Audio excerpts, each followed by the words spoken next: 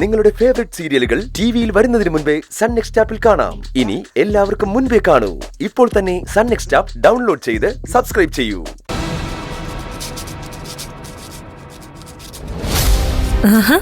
ഇത് ആർക്ക് വേണ്ടി ഉണ്ടാക്കുന്നത്? ശ്രുതിമോൾക്ക്. ഇത്രയും കാലം എന്റെ കൈകൊണ്ടുണ്ടാക്കിയ ഭക്ഷണം അവള് കഴിച്ചിട്ടില്ലല്ലോ.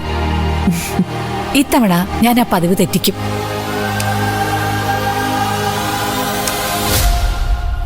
എന്തു പറ്റി അപ്പച്ചി? മുൻപ് ഇങ്ങനൊന്നും ആയിരുന്നില്ലല്ലോ.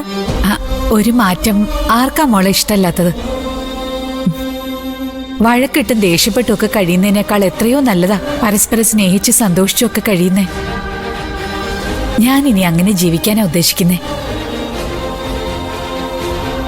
എല്ലാരും അപ്പച്ചിയെ പോലെ ചിന്തിച്ചിരുന്നെങ്കിൽ എത്ര നന്നായിരുന്നു. എങ്കിലും ഈ വീട് സ്വർഗമായേനെ അല്ലേ മോളെ? ഇവിടുന്ന് പോകുമ്പോ ശ്രുതിമോളെ കൊണ്ടുവരുന്ന പ്ലാനൊന്നും ഇല്ലായിരുന്നല്ലോ. അവിടെ ചെന്നപ്പോ അങ്ങനെ തോന്നാൻ എന്താ കാരണം? അതെനിക്കറിയില്ല. ഈ സംശയം എനിക്കും തോന്നിയതാ.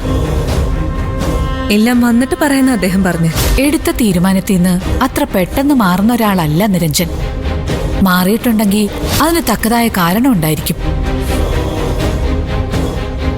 ഏട്ടന്റെ പേടിയും ആ കാരണവും തമ്മിൽ എന്തെങ്കിലും ബന്ധം ഉണ്ടായിരിക്കുമോ മോളെ? ഉണ്ടായിരിക്കൂ. അയ്യോ, അങ്ങനെയുണ്ടെങ്കിൽ നമ്മൾ സൂക്ഷിക്കണം.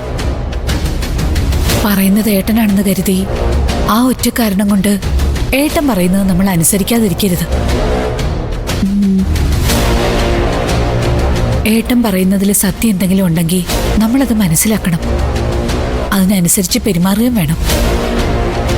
അവരിവിടെ എത്താറായി അപ്പച്ചി. ഇനി ആ യാത്ര മാറ്റാനൊന്നും പറ്റില്ല.